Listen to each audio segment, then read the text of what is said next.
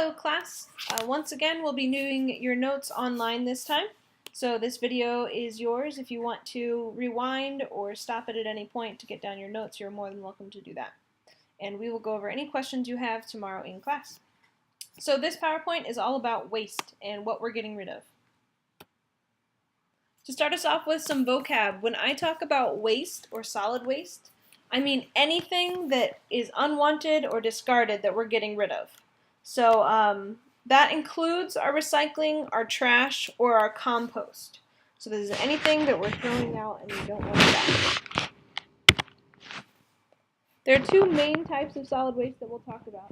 Industrial solid waste is solid waste that's produced by things like factories, so mines, agriculture, and industries. So big businesses produce industrial solid waste. Municipal solid waste is the opposite. Municipal is just a fancy word that means homes and workplaces. So this is the solid waste that most of us produce in our houses or at school. And just something you know that I included there, most of the municipal solid waste in the United States is paper and cardboard. So that's something the AP exam likes to ask sometimes, and so I do ask that you remember that because it will probably come up on an upcoming test or quiz. Then there's another type of waste that we talk about, and that's hazardous or toxic waste. And whenever you hear the word hazardous, that means it's harmful, mostly to humans. So this is waste that threatens human health or the health of the environment. And there's a bunch of different ways that waste might be hazardous. It might be poisonous. It might have chemicals in it that are going to react with other chemicals around us.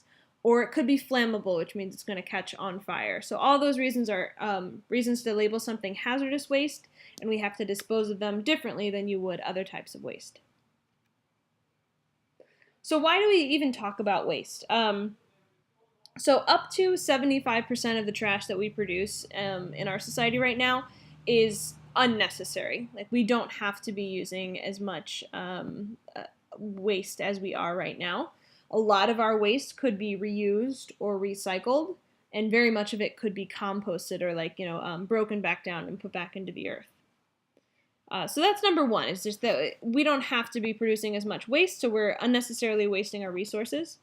And then number two, when we have so much waste and it's building up and building up, it's causing a lot of pollution. So right now we're dealing with air pollution because when the waste breaks down, it releases pollutants into the air. We're also dealing with water pollution because when, let's say it rains on a big pile of trash, the rain is going to pick up chemicals and pollutants from that trash and carry them down into our streams. And then land degradation. So that's just our land is breaking down and we're using it a lot for things like landfills. So in the United States, there's two main ways we deal with waste. So the first is a landfill. And a landfill is this big pit that people will dig in the ground, a lot of times using bulldozers, and they will actually just put all of our trash in this big hole, and then when they think it's full, they'll bury it with a layer of dirt and maybe some other sealant to keep it protected. So the reason we do this most is because it's cheap and it's pretty easy. But unfortunately, it causes a lot of water pollution and air pollution. So a word I want you to be familiar with is leachate, down at the bottom of the screen. Leachate is water that seeps through the garbage and can contaminate our groundwater. So landfills, if they aren't protected correctly, which most of them aren't, will actually when it rains, that water will seep through, and that water is called leachate, and that water then will sink into our groundwater, which is our drinking water, and it can pollute our drinking water, it can pollute the land, and it can pollute other water sources that could harm animals too. The other way we mostly deal with waste in the United States is incineration, and incineration means burning. So we can actually set fire to our waste, and that'll make it a lot smaller. So it reduces the amount of space, but the downside is that it also releases many more pollutants into the air, because anytime you burn something, you're releasing pollution into the air.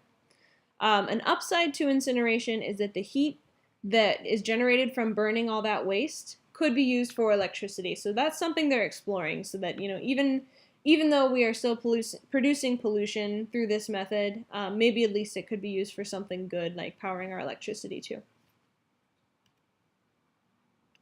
But the main thing I want you to know about waste is that whether we're doing landfills or incineration, we need to minimize that as much as possible because both are very, very wasteful and they're causing a lot of pollution that is unnecessary. So the biggest things we can do to minimize that problem is the simple thing that you guys all probably learned in kindergarten. So we need to reduce, reuse, and recycle. Right, so reduce just means that we use less of what we have. And so, you don't necessarily need to buy as many things as you do. We don't need to use like plastic shopping bags all the time. That's why we went to reusable shopping bags, which is the next part, reuse. So if you reuse things like plastic water bottles over and over again, that means you won't be trashing one every day. You'll just have the same one over and over. And then, of course, recycling. So if you are at a place that recycles and you can put your things into the recycling bin, that's going to save them from going into the landfill. But like the note at the bottom of this page says, recycling actually takes a whole lot of energy, which is, as you know, something that we don't have a lot of either, and it's also a problem. So even though recycling is better than just putting something in the trash and sending it to a landfill, the actual best thing we could do is reduce the amount of waste we have, and so really to minimize how much we're giving off. And then there's actually a fourth R word that people have thrown in there, and that's rot, R-O-T. And so that means like for things like food waste, we could actually put them in the compost pile and let them rot.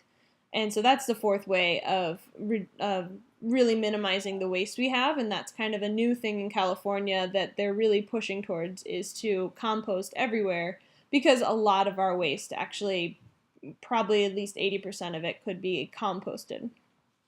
And that's all I have for you today. So I will see you tomorrow. Please come in with any questions you have.